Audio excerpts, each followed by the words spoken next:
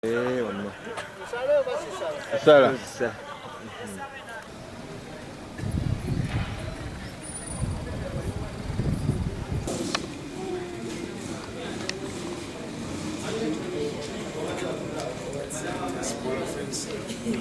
Fenga police tukoze ogwaffe ogw'okunoonyereza ogw'okufuna obujulizi misango ebiri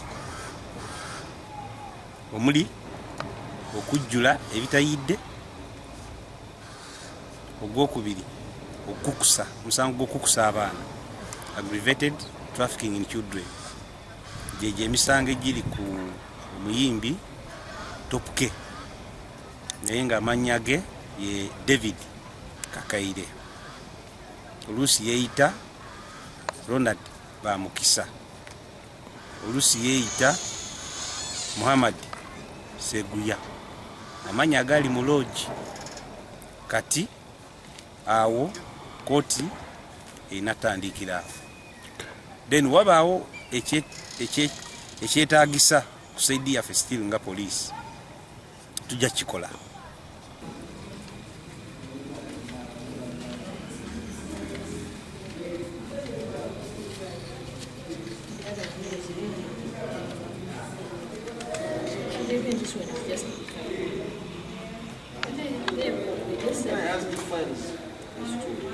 Naye twagala okuvumirira ebikolwa ebya abasajja abakulu abadda ku baana baffe abato.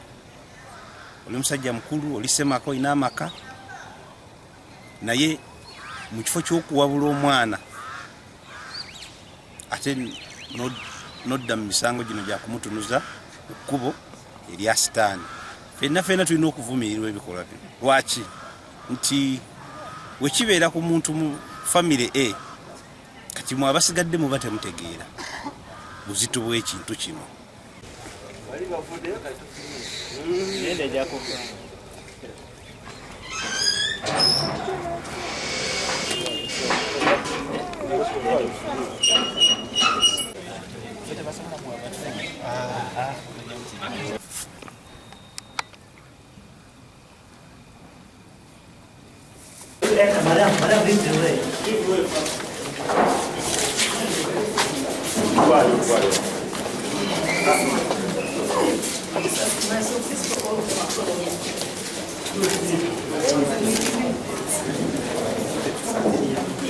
Sorry for